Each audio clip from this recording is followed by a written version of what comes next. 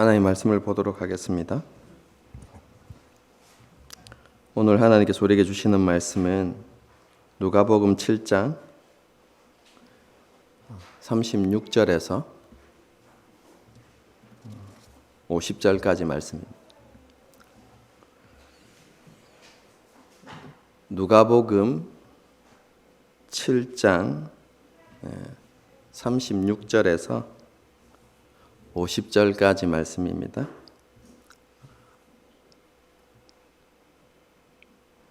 한 절씩 교독하시겠습니다. 제가 먼저 읽습니다.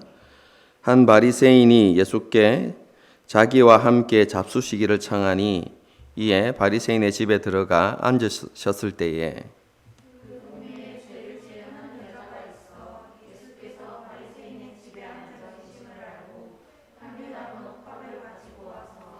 예수의 뒤로 그 발 곁에 서서 울며 눈물로 그 발을 적시고 자기 머리털로 닦고 그 발에 입 맞추고 향유를 부으니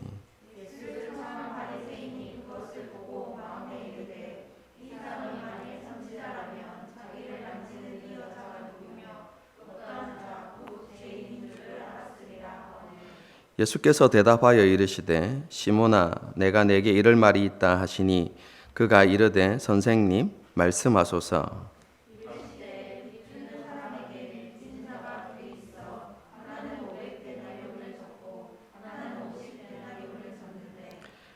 갚을 것이 없으므로 둘 다 탕감하여 주었으니 둘 중에 누가 그를 더 사랑하겠느냐?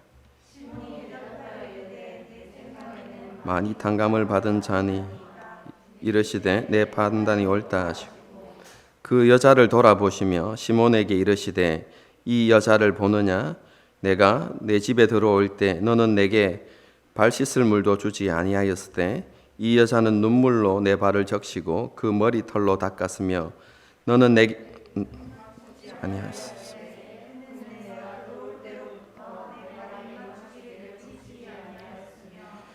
너는 내 머리에 감람류도 붓지 아니하였을 때 그는 향유를 내 발에 부었느니라.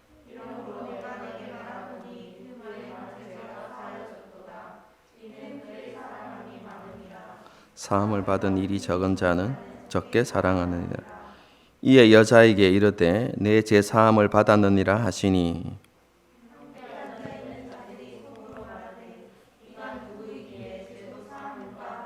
함께 읽겠습니다. 예수께서 여자에게 이르시되 내 믿음이 너를 구원하였으니 평안히 가라 하시니라. 아멘. 누가복음 7장에는 두 가지 이적을 통해서 예수님께서 자신이 하나님으로부터 모든 능력과 권세를 위임받으신 메시아이심을 나타내신 사건이 기록되어 있습니다. 죽음 직전이었던 백부장의 종을 고치시고 무덤을 향해 가던 과부의 아들을 살리심으로 하나님께서 약속하신 모든 것이 성취되는 새 시대가 시작되었음을 예수님께서 보여주신 것입니다.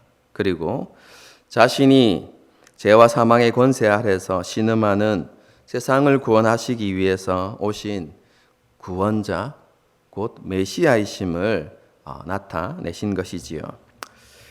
이 사건 이후에 세례 요한이 자신의 제자를 예수님께 보내어서 오실 그이가 당신입니까? 라는 질문을 하게 한 일이 있었습니다. 이 질문에 예수님께서는 이사야의 말씀으로 자신이 구약에서 약속하고 있는 메시아이시다라는 사실과 예수님을 통해서 하나님의 약속이 성취되고 있음을 이렇게 말씀해 주셨습니다. 그리고 세례 요한에게서 온 그 제자들이 돌아간 이후에 예수님께서는 세례 요한의 위대함에 대해서 이렇게 말씀하셨죠. 세례 요한은 다른 선지자들과 달리 예수님의 오심을 직접 준비한 사람이기 때문에 모든 선지자들보다 위대하다, 더 낫다 이렇게 말씀하셨습니다. 그런데 예수님께서 이런 말씀을 하신 것은 단순히 세례 요한의 위대함만을 부각시키기 위한 것이 아닙니다. 하나님 나라 안에 있는 자들이 더 큰 은혜를 누리고 있음을 강조하고 싶으셨던 것이죠. 그래서 그 말씀 이후에 예수님께서는 세례 요한이 그렇게 위대한 사람이지만 하나님의 나라에서는 지극히 작은 자라도 세례 요한보다 더 나은 존재이다라고 이렇게 선언해 주셨던 것이죠. 왜 그렇습니까? 지난번에 말씀을 드렸지만 세례 요한은 그렇죠? 예수님의 오심을 준비한 사람이긴 하지만 예수님을 통해서 이루어지는 하나님의 그 위대한 구원 역사와 회복을 직접 이렇게 보지 못했던 것이죠. 하지만 예수님으로부터 하나님의 말씀을 직접 듣고 진리의 복음을 깨달은 사람들, 그리고 예수님을 통해서 하나님 나라의 임함을 보는 그 사람들, 그럼 그 사람들이 그렇죠? 세례 요한보다 그런 관점에서 더 복되고 나은 사람이라고 예수님께서 그렇게 말씀해 주셨던 것이죠. 예수님을 통해서 이루어지는 그 하나님의 나라의 회복과 구원의 역사를 눈으로 보고 예수님의 그 복된 말씀을 직접 듣고 깨닫는 은혜가 있기 때문에 그가 하나님 나라에서 세례 요한보다 더 나은 존재다라는 것을 말씀해 주셨던 것이죠. 이런 말씀에 무리의 반응은 두 가지로 나뉘었습니다. 지난번에 살펴보았던 29절, 30절 말씀이죠. 세례 요한의 세례를 받았던 백성들과 세리들은 예수님의 말씀을 듣고 하나님께 감사하며 영광을 돌리는 반응을 보였습니다.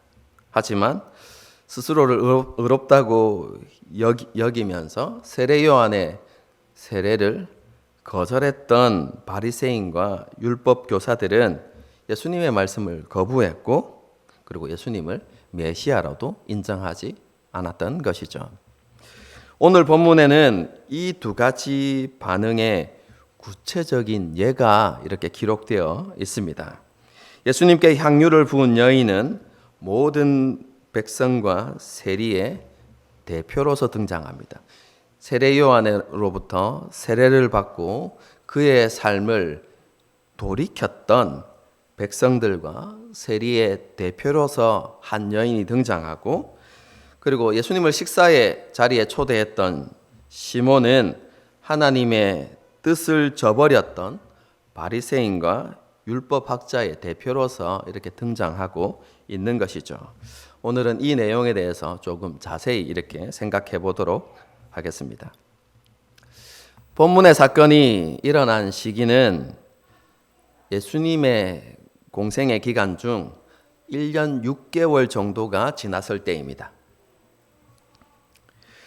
제1차 갈릴리 지역의 순회 전도 여행을 마치시고 예수님께서 가버나움으로 이렇게 다시 이렇게 돌아가셨을 때 그때 있었던 사건이다 이렇게 생각하시면 되겠습니다. 그리고 이 사건 이후에 예수님의 갈릴리 지역 순회전도 2차 순회전도가 이렇게 시작되는 시점이다 이 정도로 이렇게 생각하시면 되겠습니다. 제가 지금 우리가 어떤 말씀을 보고 있는지 알고 계시죠? 예수님의 행적을 따라서 이렇게 쭉 이렇게 말씀을 살펴보고 있는데요. 1년 6개월 시점에 그죠? 1년 6개월 되는 시점에 그러한 사건들이 있고 그 이후에 또 제2차 갈릴리 지역의 전도가 있었구나 이렇게 생각하시면 될 것 같습니다. 그럼 이 시기까지만 해도요. 예수님의 인기는 대단했습니다. 왜냐하면 백성들이 직접 예수님께서 행하시는 많은 이적들을 보았기 때문에 그렇습니다. 죽음 직전이었던 백부장의 종을 살리시고 심지어는 죽어서 무덤을 향해 가는 청년을 다시 살리신 사건. 그뿐만 아니라 세례 요한의 제자들이 예수님께 오셨을 때 그렇죠? 많은 병자들을 고치시고 귀신 들린 사람들을 고치시는 그런 일들을 행하셨죠. 예수님께서 행하시는 그 모든 기적들을 보고 여러분, 백성들은 예수님에 대해서 환호했고 그분을 기쁨으로 이렇게 영접했던 것이죠. 그래서 예수님의 인기가 정말로 대단했습니다. 백성들 중 다수는 예수님이 위대한 선지자다 이런 생각들을 가지고 있었고요. 그 중에 덜어는 예수님이 메시아일 수도 있지 않겠는가라는 생각들을 가질 정도였습니다. 이러한 백성들의 반응은요, 바리새인과 율법학자들의 시기와 질투 그리고 분노를 일으켰습니다. 왜 그렇습니까? 지난번에도 말씀드렸던 것처럼 바리새인과 율법학자들은 예수님을 메시아로 받아들일 수 없었기 때문에 그렇습니다. 그 이유가 뭐라고 했죠? 예수님은 율법을 준수하지 않는 사람이다 이렇게 생각했기 때문에 그렇습니다. 물론 자기들의 기준이었습니다. 자기들이 지켜오던 그 율법의 전통과는 예수님이 전혀 맞지 않는 사람이라고 생각했던 것이죠. 여러분, 그래서 예수님은 메시아일 수 없다.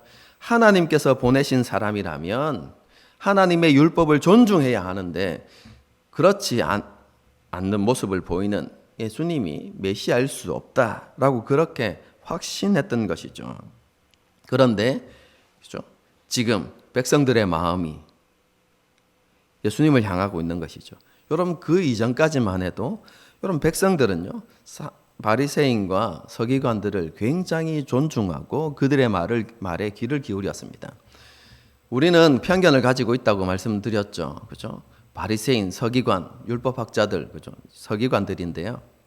그들 하면 나쁜 놈. 그렇죠? 예수님을 핍박하고 예수님을 십자가에 못 박았던 장본인들 이렇게 생각하기 때문에 무조건 나쁜 편 이렇게 생각하지만 여러분, 그 당시 그 사람들은 백성들로부터 존경받는 인물들이었습니다. 그렇죠? 여러분, 그렇게 백성들로부터 존경을 받고 관심을 받고 그리고 백성들이 자신의 말에 귀를 기울였는데 어느 날 그죠? 자신들이 인정할 수 없는 어떤 한 사람이 나타나서 그 백성들의 마음을 훔쳐가고 있다고 여러분 한번 해보십시오. 여러분, 그것을 느꼈을 때 시기와 질투를 느꼈고 그리고 또한 분노의 마음을 일으켰던 것이죠. 여러분, 그런데요, 모든 바리새인과 율법학자들이 그랬던 것은 아닙니다. 조금 다른 반응을 보이는 사람들도 있었죠. 대표적인 사람이 누구입니까? 한번 대답해 보시죠. 니고데모라는 사람이 있죠. 밤에 예수님을 찾아왔던. 그래서 그 예루살렘 공회에서 종교 지도자들이 예수님을 힐난할 때 그죠? 예수님을 옹호했던 발언을 했던 사람이 니고데모입니다. 그럼 니고데모와 같은 사람들이 있었습니다. 심지어는 예수님이 위대한 선지자일 줄 모른다라고 생각하는 사람들도 있었고 혹시 메시아가 아닐까라고 생각하는 사람들도 간혹 있었습니다. 단지 그의 동료들, 바리새인과 서기관들의 시선이 두려워서 그것을 드러내지 못하는 사람들이 드러내지 못했을 뿐이지 그럼 예수님에 대해서 다른 견해를 가진 사람들도 있었다라는 것을 우리는 알아둘 필요가 있습니다. 오늘 본문에 등장하는 시몬도 약간은 다른 반응을 가진 사람 중에 하나였습니다. 그는 예수님이 어떤 분이신지에 대해서 판단을 내리는 일에 매우 신중했던 사람인 것 같습니다. 시몬의 마음에는 혹시라는 마음과 설마라는 마음이 이렇게 공존하고 있었던 것이죠. 예수님의 사역을 직접 보고 들으므로 예수님께서 선지자일 수도 있겠다라는 마음이 한편에 있었고 동시에 동료 바리새인과 율법학자들의 주장처럼 율법을 지키지 않는 자가 설마 선지자이겠는가 혹은 메시아이겠는가 라는 생각이 함께 공존했던 것이죠. 그래서 시몬은 예수님이 어떤 분이신지 확실히 알고 싶었습니다. 여러분, 그래서 그분을 가까이 하고 싶었던 것이죠. 그래서 식사의 자리에 초대했던 것입니다. 자신이 결론을 내리고 싶었던 것이죠. 예수님을 직접 만나서 얘기해보고 교제를 통해서 이분이 어떤 분인가에 대한 결론을 내고 싶었던 것입니다. 여러분, 그래서 그분을 식사의 자리에 초대했습니다. 예수님을 메시아라고 확신할 수 없었기에 최고의 예의를 갖춰서 예수님을 영접한 것은 아닙니다. 하지만 무례하지 않는 선에서 예수님을 영접했을 것입니다. 본문의 내용을 읽으면서 이렇게 오해하시는 분들이 있습니다. 예수님을 초대해놓고 예수님께 발 씻을 물도 드리지 않고 입맞춤으로 환영하지도 않았고 머리에 감람류를 붓지 않았기 때문에 이 바리새인이었던 이 시몬이 예수님을 무시했고 그리고 무례히 행동했다라고 생각하는 분들이 많이 있습니다. 혹시 여러분들도 그런 생각을 가지고 있지 않을지 모르겠는데요. 여러분, 그런데 그 당시 문화를 우리가 좀 잘 알아야만 합니다. 물론 여러분, 그 당시에는 그런 이스라엘의 전통이 남아 있긴 했습니다. 그런데 그런 환영에 대한 예법이 모든 상황에서 다 철저하게 지켜지는 것이 아니었습니다. 특별한 경우에는 이러한 일들이 지켜지곤 했죠. 예를 들면 결혼식이라든지 특별한 행사가 있는 그런 결혼식이라든지 혹은 자신이 정말로 존경하는 사람을 초대하고 그 사람을 영접할 때는 이런 예법을 지키기도 했습니다. 하지만 일반적인 경우에는 자신의 벗이나 혹은 자신의 권위 아래 있는 사람을 자신의 집에 초대했을 때는 이런 전통적인 예법을 철저하게 지킨 것이 아니라 그냥 일반적으로 환영하고 받아들이는 그런 일들이 있었던 것이죠. 여러분, 그런데 보십시오. 이 바리새인이었던 시몬은 예수님을 선지자라고 분명히 여러분 확신한 게 아닙니다. 메시아라고 인정한 게 아니죠. 그냥 이스라엘의 지금 백성들로부터 선생으로 인정받고 있는 그런 존경을 받고 있는 그런 인물이었고 그런 인물을 만나보고 싶었던 것이죠. 자기와 크게 다르지 않다고 생각했을 수 있습니다. 여러분, 그래서 그냥 일반적인 사람들을 맞이하는 그런 방법으로 예수님을 이렇게 받아들였던 것이죠. 여러분, 그렇기 때문에 그가 예수님께 무례했다 이렇게 생각할 필요는 전혀 없는 것이죠. 여러분, 만일 그러한 마음이 있었다면 저는 예수님을 식사의 자리에 초대하지 않았을 거라고 생각합니다. 왜냐하면 여러분, 유대인의 식사 문화는요, 그 사람과 친밀함을 나누는 시간이고 심지어는 그 사람과 온전한 연합을 이루는 그런 의미도 이렇게 지니고 있기 때문에 여러분, 그러한 중요한 자리에 자신이 멸시하는, 무시하는 사람을 그렇게 초대했다 이렇게 생각할 수가 없는 것이죠. 여러분, 어쨌든 시몬은 예수님이 어떤 분이신지에 대한 결론을 얻고 싶어서 예수님을 식사의 자리에 초대했습니다. 여러분, 그런데요, 그 자리에서 시몬이 전혀 상상하지도 못한 일이 일어난 것입니다. 사람들로부터 죄인 취급을 받고 멸시받았던 한 여인이 시몬이 보기에 너무나 황당한 행동을 했던 것이죠. 여러분, 이 사건을 조금 실제적으로 재구성을 해보겠습니다. 예수님께서 시온의 집에 들어오셨을 때 그때부터 한 여인이, 오늘 본문에 등장하는 그 여인이 예수님의 발에 입을 맞추기 시작합니다.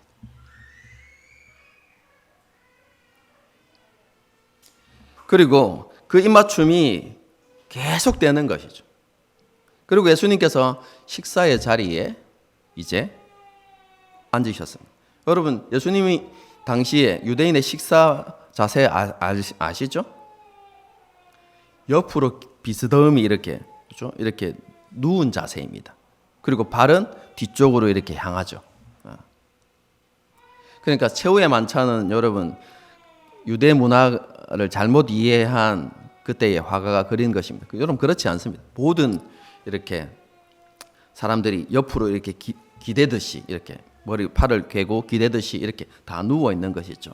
그래서 예수님의 발이 뒤쪽을 향해 있을 때 이 여인이 계속해서 여러분 그 자리에서도 여러분 입을 맞추고 있었던 것이죠. 예수님의 발에. 그런데 이 여인에게도 그렇죠. 예상치 못한 일이 발생했습니다. 예수님께 발을 맞출 때 여러분 이 여인은 그죠? 하나님의 은혜와 사랑에 대한 감격으로 인해서 그죠? 그의 눈에 눈물이 흐르고 있었습니다. 근데 그 많은 그 눈물이 흘러서 예수님의 발에 떨어진 것이죠.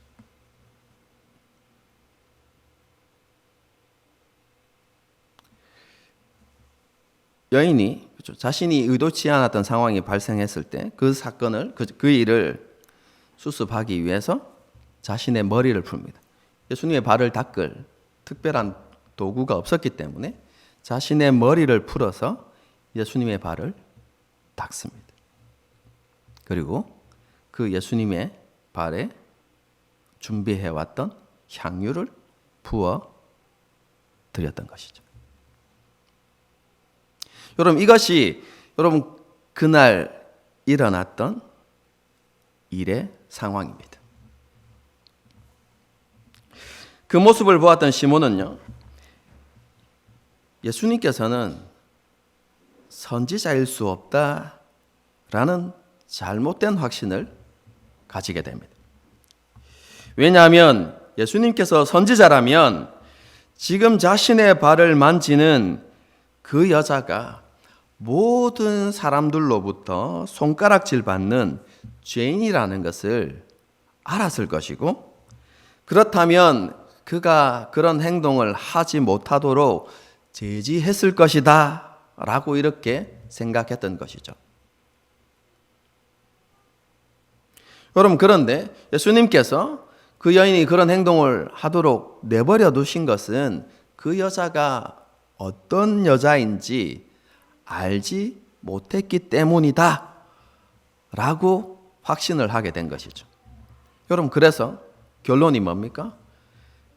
그런 일조차 알지 못하는 예수님은 선지자일 수 없다 라고 생각을 하게 된 것입니다.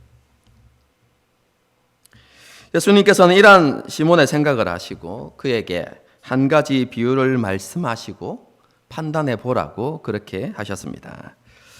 두 사람에게 돈을 빌려준 사람이 있었는데 한 사람에게는 500데나리온 또 다른 사람에게는 50데나리온을 빌려 주었다는 것입니다. 여기에서 데나리온은 그 시대에 사용했던 화폐 단위인데요. 여러분도 알고 있다시피 노동자의 하루 품삯입니다. 500데나리온이라면 500일을 일하고 번 돈이죠. 그리고 아무것도 하지 않고 온전히 모아야 모을 수 있는 돈 500데나리온입니다. 큰 돈이죠. 그리고 어떤 사람은 한 사람은 50데나리온 이렇게 빚을 지었는데 두 사람 다 경제적으로 너무 가난해서 갚을 능력이 없었던 것이죠. 돈을 빌려주었던 사람이 돈을 받을 수 없다는 사실을 알았지만 그 사람을 고소해서 감옥에 넣는 게 아니라 둘 다 탕감해 주었다라고 예수님께서 이렇게 말씀하신 이후에 한 가지 질문을 하십니다. 두 사람 중에 누가 더 그 돈을 빌려준 사람을 사랑하겠느냐 이렇게 질문하십니다. 그럼 여기에서 사랑하겠느냐라고 이야기하는 것은 그렇죠? 감사하겠느냐라는 표현입니다. 여러분 그 당시에는 사랑한다, 감사한다라는 말이 혼용되어 이렇게 사용되었거든요. 여러분 그래서 이 말은 좀 정확하게 해석하면 누가 더 감사의 마음을 가졌겠느냐라고 이렇게 예수님께서 질문하신 것이죠. 이 대답 그러자 시몬은 그죠? 주저하지 않고 대답합니다. 많이 탕감을 받은 자가 더 감사하지 않겠습니까? 라고 이렇게 대답하죠. 예수님께서 이 대답을 들으시고 너의 판단이 옳다라고 말씀하시고 이야기를 이어가십니다. 44절부터 47절까지의 말씀입니다. 다시 한번 제가 읽어드리겠습니다. 그 여자를 돌아보시며 시몬에게 이르시되 이 여자를 보느냐? 내가 내 집에 들어올 때 너는 내게 발 씻을 물도 주지 아니하였으되 이 여자는 눈물로 내 발을 적시고 그 머리털로 닦았으며 너는 내게 입맞추지 아니하였으되 그는 내가 들어올 때로부터 내 발에 입맞추기를 그치지 아니하였으며 너는 내 머리에 감람유도 붓지 아니하였으되 그는 향유를 내 발에 부었느니라. 그럼 이러므로 내가 내게 말하노니 그의 많은 죄가 사하여졌도다. 이는 그의 사랑함이 많음이라. 사함을 받은 일이 적은 자는 적게 사랑하느니라. 예수님의 이 말씀은 본문에 등장하는 그 여인과 시몬의 행동을 대조적으로 보여주는 것이죠. 이미 앞에서 언급했던 것처럼 시몬이 무례하고 비난받을 만한 행동을 했다는 의미가 아닙니다. 여러분, 만일 시몬이 예수님을 선지자로 여기고 존중했다면 발 씻을 물도 제공하고 입맞춤의 인사도 하고 감람유도 부었을 것입니다. 여러분, 그 정도의 예의는 예의를 다해서 예수님을 환영했을 것입니다. 하지만 시몬은 예수님이 누구이신지에 대한 확신이 없었습니다. 예수님을 향한 사랑과 감사도 없었던 것이죠. 여러분, 그래서 그는 환대를 하지 않았을 뿐이지, 그렇죠? 예수님께 무례히 행한 것은 아닙니다. 단지 일반적인 수준의 환영을 했을 뿐입니다. 하지만 그 여인은 그 당시 사람들이 존중의 마음을 담은 환대라고 생각하는 수준보다 더 탁월한 헌신을 보여 주었다는 것입니다. 환영과 관련한 유대인의 전통을 뛰어넘는 최고의 헌신을 나타내었다는 것입니다. 예수님의 말씀의 핵심은 그것입니다. 너는 무례했고 여자는 환대했다. 이것이 아니라 여인은 그렇죠? 다른 사람들, 그 시대의 사람들과 심지어 시몬과는 비교할 수 없는 최고의 환대, 그리고 최상의 헌신을 예수님께 드러내었다라는 것을 예수님께서 강조하신 것이죠. 여러분, 그 여인이 이렇게 할 수 있었던 이유가 무엇입니까? 예수님께서는 그 이유를 그 여인의 마음에 있는 감사 때문에, 넘치는 감사 때문이라고 그렇게 말씀하고 있습니다. 오늘 본문에는 그죠? 사랑함이다 이렇게 표현되어져 있죠. 같은 의미입니다. 그 마음에 예수님을 향한 넘치는 사랑과 감사가 있었고, 여러분 그것이 그러한 헌신을 이끌어내었다라고 이렇게 예수님께서 말씀하고 계신 것이죠. 여러분, 이 여인의 이러한 감사와 사랑이 어디에서부터 비롯된 것일까요? 그 질문에 대한 대답이 47절에 있습니다. 그 여인은 하나님으로부터 사죄의 은혜를 경험했던 것입니다. 여러분, 이 여인이 그렇죠? 경험했던 그 사죄의 은혜가 무엇인지, 어떠했는지 우리는 정확하게 알 길은 없습니다. 그렇지 않습니까? 기록하고 있지 않기 때문에. 그런데 제가 늘 강조하는 그렇죠? 문맥을 보게 되어지면 어느 정도는 짐작해 볼 수 있습니다. 여러분, 설교 초두에 언급했던 것처럼 이 여인은 어떤 사람을 대표한다고 했습니까? 세례 요한의 메시지를 듣고 세례를 받고, 회개하고 세례를 받고 그의 삶을 돌이켰던 백성들과 세리들을 대표하는 인물이라고 그렇게 말씀드렸죠. 여러분, 이 여인은 이전에 주변 사람들로부터 죄인으로 낙인 찍힌 사람입니다. 여러분, 그 시대의 상황과 전승을 이렇게 살펴보면 그렇죠? 이 여인의 직업이 창기였을 확률이 굉장히 높습니다.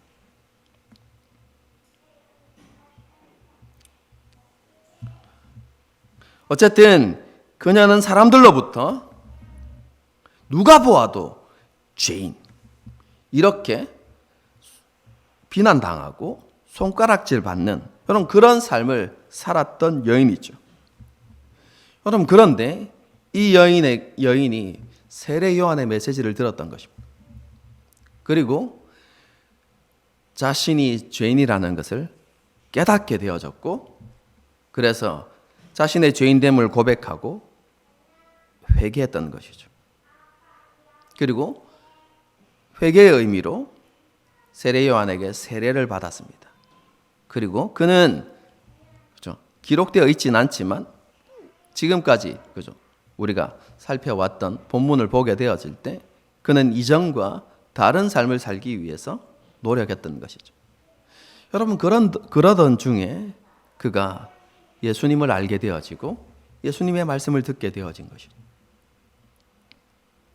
그리고 예수님을 통해 선포되어지는 그 말씀을 통해서 하나님께서 자신을 용서하셨다는 진리를 깨닫게 됩니다.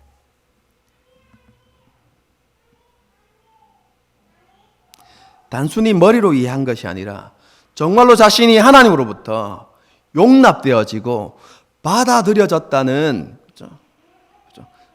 그런 신비로운 경험을 성령의 역사로 하게 되어지는 것이죠. 그래서 이 여인은 예수님께서 하나님 나라에서는 지극히 작은 자들조차도 세례 요한보다 크다는 그 말씀, 여러분, 그 은혜가 자기에게 임했다는 것을 깨닫고 하나님께 영광 돌렸던 것이죠.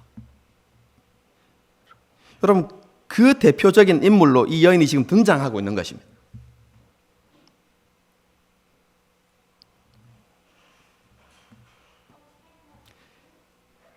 세상에 찢기와 같이 멸시받았던 그녀였지만 사람들로부터 조롱받고 손가락질 받는 그런 사람들이었지만, 그래서 스스로도 나는 하나님으로부터 버림받은 존재라고 그렇게 여기던 여인이었지만, 그가 하나님으로부터 자신의 죄가 용서되었다는 사실을 알게 되어지고, 그리고 하나님으로부터 받아들여졌다는 사실을 알게 되었을 때, 여러분, 그것을 실제로 전인격적으로 여러분 경험하게 되어졌을 때 그 마음 가운데 예수님을 향한 사랑과 감사가 일어났던 것이죠.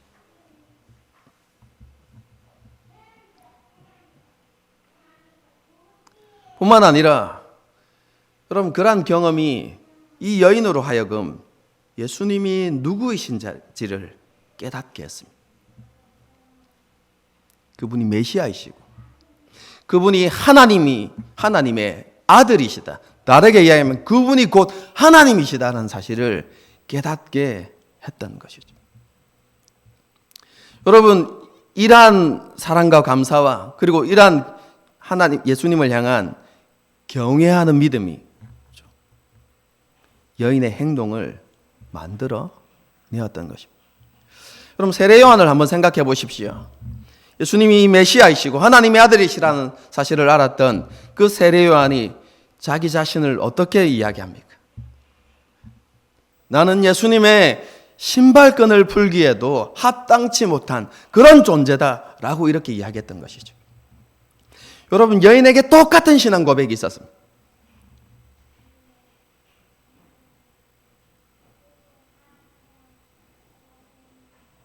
두렵고 떨림으로 예수님의 발에 입을 맞추었던 것이죠. 여러분, 그 일이 쉬운 일이겠습니까? 저는 여자가 아니라서, 그죠? 여자에게 머리가, 그죠? 어떤 의미인지 확 이렇게 와닿지는 않습니다. 그죠? 제가 대학교 2학년 때인가 선배 누나로부터 혼난 적이 있습니다. 앞머리를 이렇게 둥글게 이렇게 예쁘게 말아왔는데 장난친다고 제가 그걸 눌러버렸거든요. 평소 때 화를 잘 내지 않는 누나였는데요, 선배였는데 지금은 선교사로 나가 있는 분입니다. 그날 정색을 하고 저한테 뭐라 하더라고. 그리고 머리는 여자의 자존심이다 이렇게 이야기하더라고. 예. 그렇게 했지만 제 마음에는 와닿지 저는 머리를 별로 중요하게 생각하지 않기 때문에. 여러분, 그 당시에도 마찬가지입니다. 여자의 긴 머리는 그 여인의 영광과도 같은 것이었습니다. 그런데 그 모든 것을 다 내려놓고 예수님의 발을 닦아드렸던 것이죠. 여러분, 이러한 행동들은 여인이 얼마만큼 예수님을 사랑하고 그분을 경외했는지를 잘 보여주는 것이죠. 그 여인은 자신이 받은 은혜와 사랑을 예수님께 그렇게 표현했던 것입니다.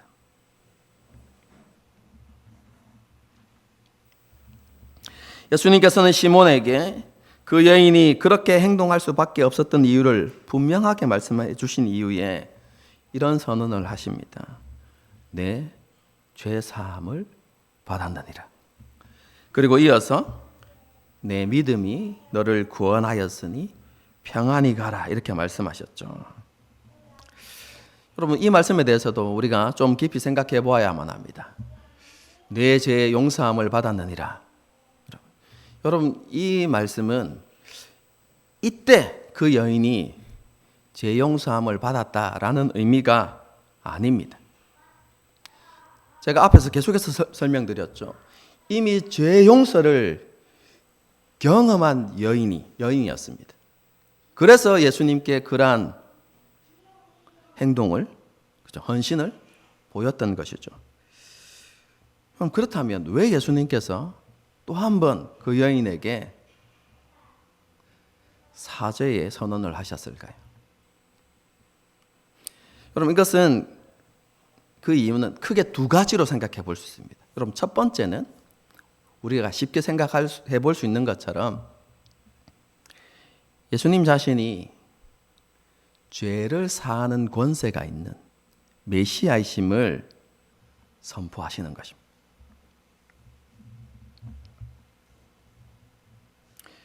여러분, 그 당시에 여전히 예수님의 말씀을 받아들이지 않고 예수님의 메시아이심을 믿지 않는 많은 사람들이 있었죠.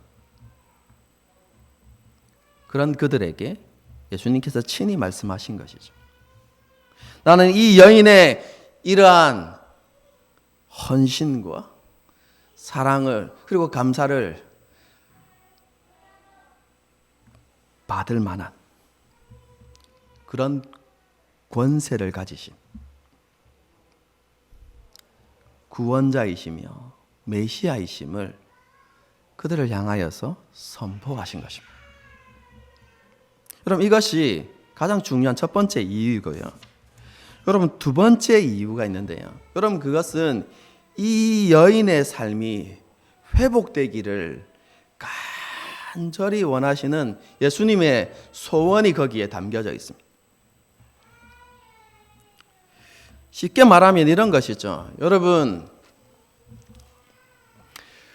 우리도 사죄의 확신을 가지고 있습니다.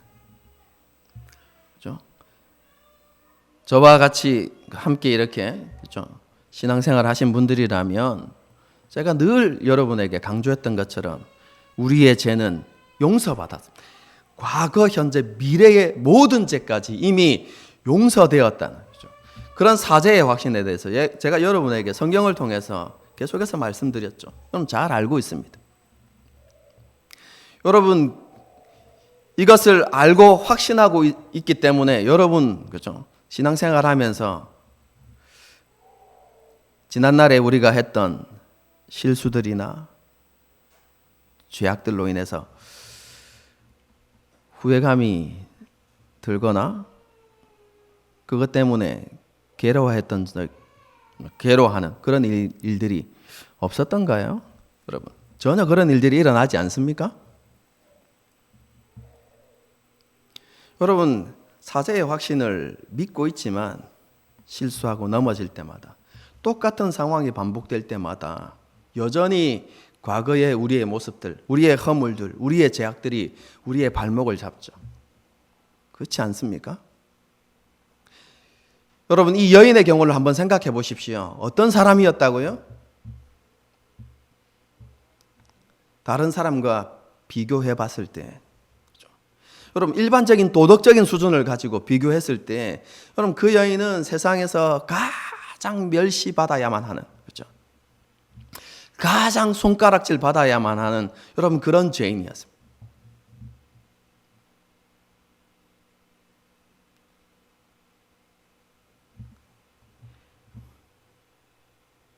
그런 여인이었지만 예수님께서는 그 여인이 다시는 과거의 자신의 모습과 죄로 인해서 죄책감과 괴로움에 빠지지 않기를 예수님께서 원하셨다는 것이죠. 그래서 그에게 다시 한번 사죄의 확신을 심어준 것입니다. 너의 모든 죄는 이미 해결되었다. 너는 하나님으로부터 용서되었고 용납되어졌다. 다르게 이야기하면 이전에는 하나님과 원수되었던 그런 관계였지만 이제 하나님과의 모든 관계가 회복되어졌고 너는 하나님 안에서 살아갈 수 있고 하나님과 동행하는 삶을 누릴 수 있다는 것을 예수님께서 그 여인에게 선포해 주신 것이죠. 그러므로 이 사죄 선언은 이런 의미입니다. 다시는 정죄감이나 죄책감에 짓눌려서 살아가지 마라. 너는 새로운 존재가 되었다. 새로운 피조물이 되었다.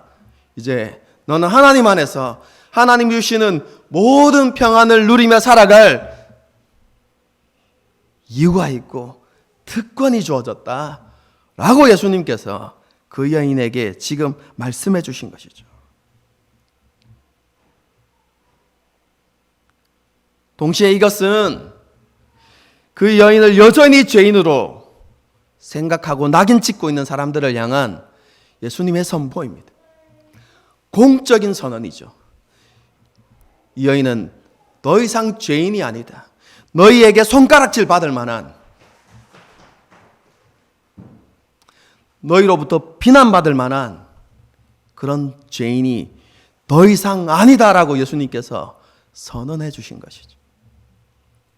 이것은 예수님께서 이 여인의 인간관계도 회복되기를 원하시는 마음이 그 속에 담겨져 있는 것입니다. 물론 예수님을 메시아로 인정하지 않는 사람들은 그 예수님의 선언을 무시하고 그렇죠? 여전히 그 여인에 대해서 좋지 않은 시선을 보냈을 것입니다. 하지만 예수님을 여전히 메시아로 고백하고 예수님을 주님으로 따르는 사람들에게 이 여인은 다른 의미로 다가갔을 것입니다. 그렇죠? 이 여인에게 전혀 다른 공동체의 관계가 형성될 수 있는 것이죠.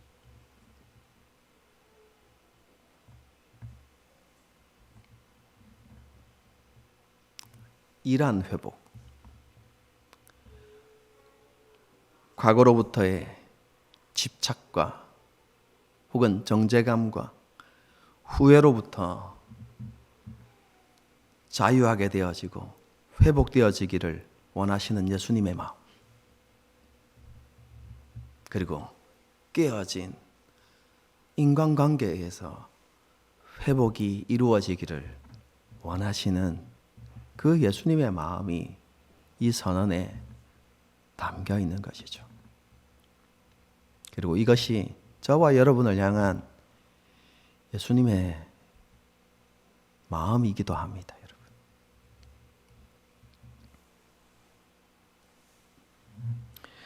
그리고 이어지는 내 믿음이 너를 구원하였다는 선언 역시, 그렇죠?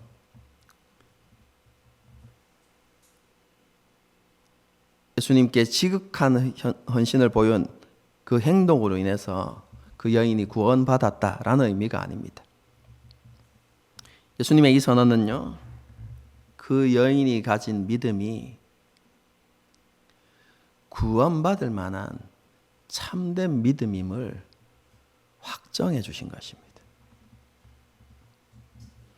제가 늘 여러분에게 말씀드리면서 강조하는 것이죠.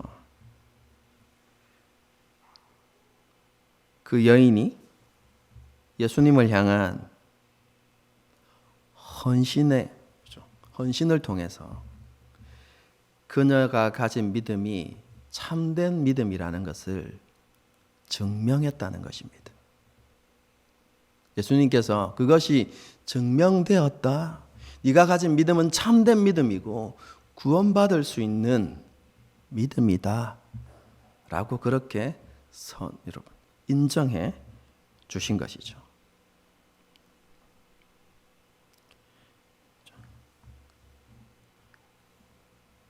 예수님께서는 그렇게 여인의 믿음을 인정해 주신 이후에 그녀를 향하여서 평강을 선포해 주십니다. 평안히 가라, 이렇게 말씀하시죠. 그럼 그리고 오늘 사건이 이렇게 마무리되어집니다. 이 본문을 통해서, 그죠? 정말로 많은 것들을 생각해 볼 수 있는데요, 그죠? 시간상 다 다루지는 못하고요. 시몬과 이 여인의 모습을 보면서 도대체 무엇이 이러한 행동의 차이를 만들었는가? 그리고 우리는 누구를 더 닮아 있는가? 이거는 좀 생각해 볼 필요가 있다고 생각합니다. 시몬은 어떤 사람이었습니까? 율법에 대한 많은 지식. 여러분, 이 여인과 비교해 볼 때, 그렇죠? 이 여인과 비교할 수 없는 탁월한, 그렇죠? 지식을 가진 사람이죠. 그뿐만 아닙니다. 바리새인은 그 당시 백성들보다 종교적 열심이 탁월했던 사람들입니다. 그렇죠? 여러분, 그런데요, 그 탁월한 지식과 종교적인 열심이 하나님을 향한 사랑과 감사를 만들어낸 것이 아닙니다.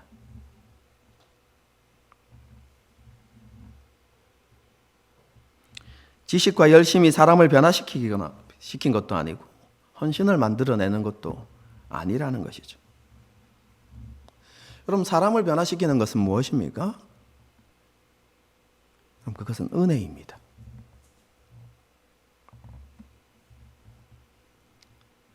하나님께서 베푸시는 은혜에 대한 분명한 깨달음, 그리고 전인격적인 경험. 여러분, 이것이 사람을 변화시키는 것이죠. 그 하나님의 은혜의 부요함을 깨닫게 될 때 그 심령이 변화되는 것입니다. 하나님의 은혜와 은혜에 대한 감사와 또 그러한 은혜를 베풀어 주신 하나님을 향한 사랑이 그 10년 가운데서 일어나게 되는 것이죠.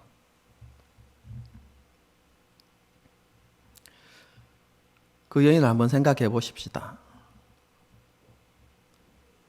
세상 사람들로부터 멸시와 조롱과 비난을 받았던 그 여인. 그럼 스스로도 그렇게 생각하지 않았을까요?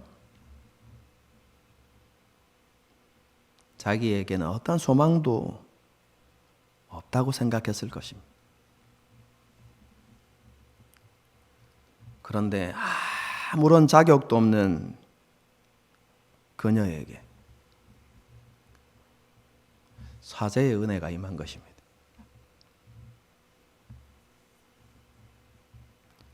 전적인 하나님의 은혜였던 것이죠.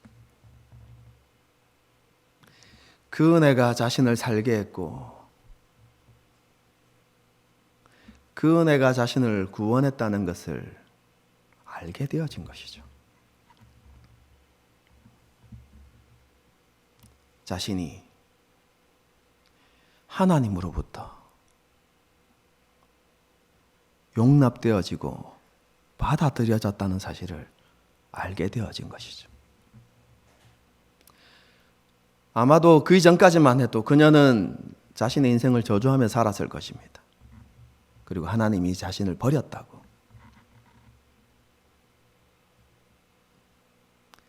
자신은 하나님으로부터 심판받은 삶을 살고 있다고. 그렇게 생각했겠죠. 그런데 그런 자신이 하나님으로부터 사랑받는 자이고 용납되어지고 받아들여졌다는 그 사실이 이 여인의 변화를 만들어낸 것입니다. 그 10년 가운데 부어진 은혜로 인하여서 그 심령이 감사로 채워졌고 하나님을 향한 사랑으로 표현되어진 것이죠. 그것이 최고의 헌신을 이끌어 내었던 것입니다. 저와 여러분은 그렇죠. 오늘 이 두 사람의 모습을 보면서 누구를 더 닮았다고 생각하십니까? 성도라면요, 누구나 자신이 시몬과 닮았다 생각하는 걸 원치 않을 것입니다.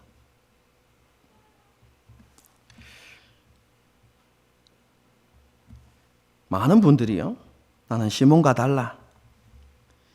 지금은 그렇죠, 그 여인처럼 하고 있지 못하지만 그래도 나는 시몬은 아니야.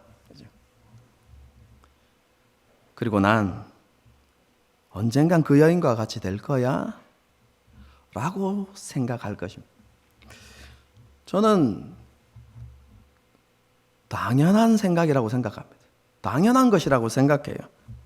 여러분, 모든 성도에게는 그죠, 이 본문의 여인처럼 되고 싶은 바람이 있을 것이라고 생각하고 당연히 있어야만 한다고 생각합니다. 그죠? 여러분, 그런데요, 본문을 묵상하고 읽으면서 그런 바람만으로 본문을 끝내서는 안 된다고 생각합니다.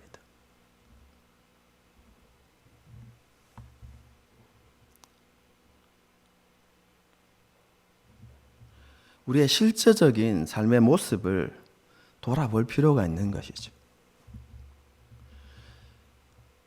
아까 말씀드렸던 것처럼 단순히 나는 이 여인처럼 되기를 원해, 그 마음이 내게 있어 라고 자신을 그렇죠, 정당화하고 합리화하는 데서 끝내는 것이 아니라 정말로 나에게 이 여인과 같은 헌신이 있는가, 실제적인 행위가 나에게 있는가,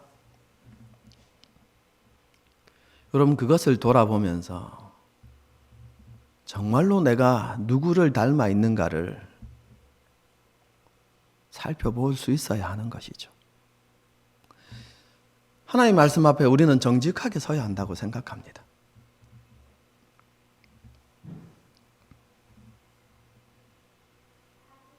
주님을 향한 최고의 사랑과 감사를 표현하고 있는가? 곰곰이 우리 자신들을 돌아보면서 그렇지 못하다면 도대체 그 이유가 무엇일까? 여러분, 이렇게 고민해 보아야 하는 것이죠.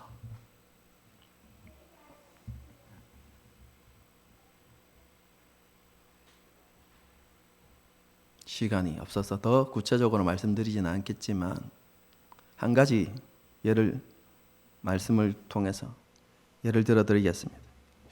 요한계시록을 3장을 읽어보게 되어지면요, 2장을 읽어보게 되어지면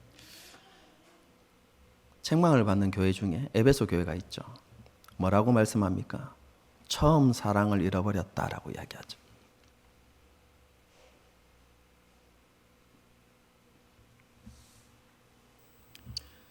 그러면서 그 처음 사랑을 회복해야 한다고 말씀하시면서 예수님께서 뭐라고 말씀하시는 줄 아십니까? 처음 행위를 회복하라고 말씀하십니다.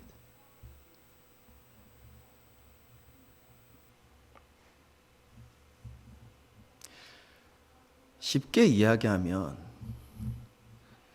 그리스도인으로서 지켜야만 하는 기본으로 돌아가라는 것입니다.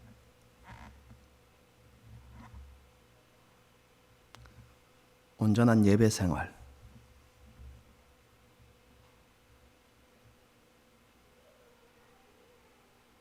온전한 헌금 생활, 온전한 경건 훈련,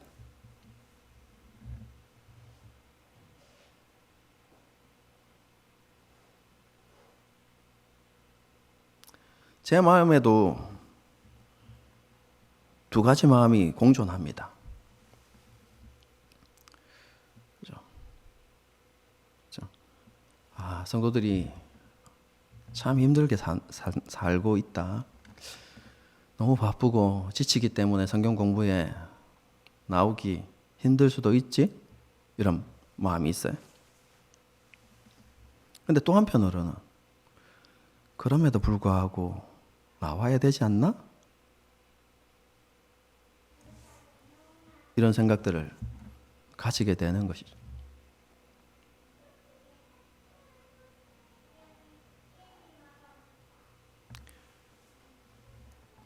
여러분, 우리 자신들을 돌아보면서요, 정말로 우리가 하나님께 드려야만 하는 최고의 사랑과 헌신을 보여드리고 있는가?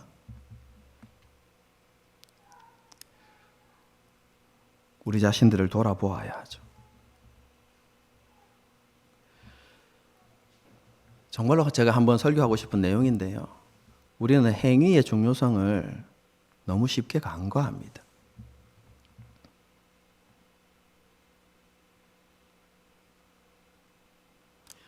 왜 예수님께서 첫사랑을 회복하기 위해서 처음 행위를 회복하라고 말씀하실까요?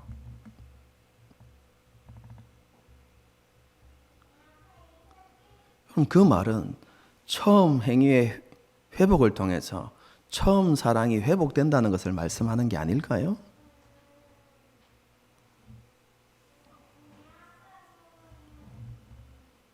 더 강조하지 않겠습니다. 우리 자신을 한번 돌아보십시다. 그리고 우리가 어디에서부터 떨어졌는지 생각해보고 다시 처음 행위를 회복하는 저와 여러분이 될 수 있기를 바랍니다. 혹시 설교를 듣고 정죄감이 드십니까? 나는 시몬과 같아. 나는 시몬인 것 같아. 여러분, 그렇다고 해도 실제로 시몬과 같이, 그죠? 그냥 다른 사람의 수준에서 신앙생활을 하고, 신앙생활이라고 하는 종교생활을 하고 그렇게 하고 있다고 해도 절망하지 마십시오. 낭망하지 마십시오. 여러분 한번 생각해 보십시다. 왜 예수님께서 시몬의 초대에 응하셨을까요? 예수님께서 그의 생각을 모르셨을까요?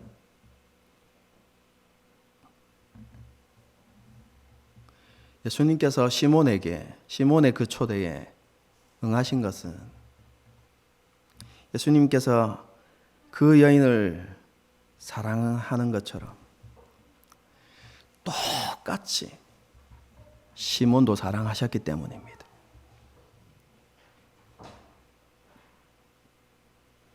예수님께서 시몬의 집에 들어가신 이유가 무엇입니까? 이 시몬에게 깨달음을 주기 위해서입니다. 이 시몬의 변화를 위해서 예수님께서 그렇게 하신 것입니다. 여인의 행동을 통해서, 여인이 가진 믿음을 통해서 참된 믿음이 무엇인지, 그리고 시몬이 이르러야 하는 자리가 무엇인지를 깨닫도록 하기 위해서, 여러분 그것을 위해서 예수님께서 시몬의 집에 들어가신 것이죠. 여러분 이것이 예수님께서 이 땅에 오신 이유입니다. 예수님께서 이 땅에 오실 때 누가 예수님을 환영했습니까? 아무도 그분의 오심을 영접하지 않았습니다.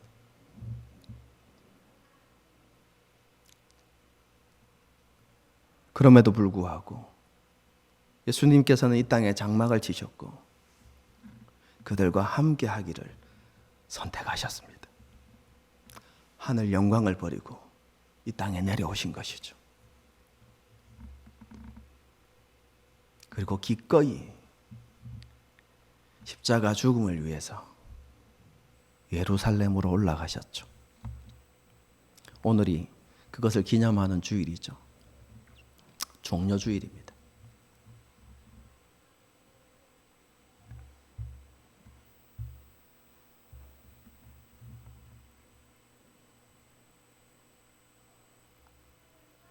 예수님은 상한 갈대를 걷지 않으시고 꺼져가는 심지를 끄지 않으시는 분이십니다. 우리가 시몬과 같다 할지라도, 아니 그보다 더 부족하고 연약한 삶을 살아가고 있다 할지라도, 그런 사람은 없지만 예수님을 만나기 전에 이 여인과 같은 삶을 살고 있다 할지라도 하나님은 여전히 우리를 사랑하십니다. 성경 분명히 말씀합니다. 우리가 여전히 죄인 되었을 때에 하나님께서는 자기의 사랑을 우리에게 나타내셨습니다.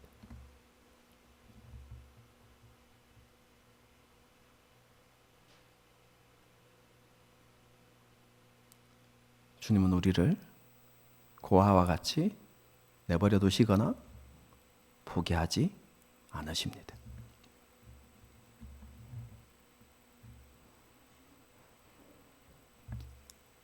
시몬을 찾아가셨던 것처럼 오늘 예수님께서 이 자리에 찾아오신 것입니다. 그리고 우리에게 동일한 것을 말씀해 주고 있습니다. 처음 행위를 회복하고 처음 사랑을 회복하여라.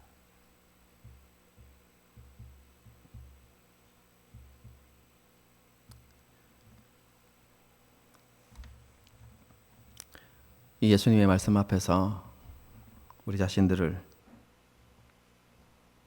다시 한번 돌아보고 새롭게 결단하는 저와 여러분이 될 수 있기를 주님의 이름으로 축복합니다. 함께 찬양하고 기도하는 시간을 갖도록 하겠습니다. 내게 있는 향유 옥합. 그렇죠?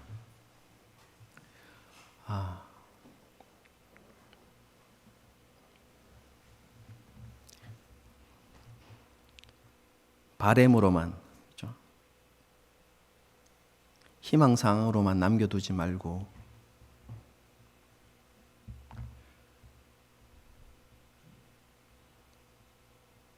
하나님 앞에 나가십시다. 그렇죠? 나가서 하나님, 이 여인과 같은 사랑과 감사의 행위가 우리 가운데 회복되어지기를 원합니다. 그럼 그런 고백을 가지고 함께 이 찬양을 드리고 하나님께 기도하는 시간을 가졌으면 좋겠습니다. 함께 찬양하시겠습니다.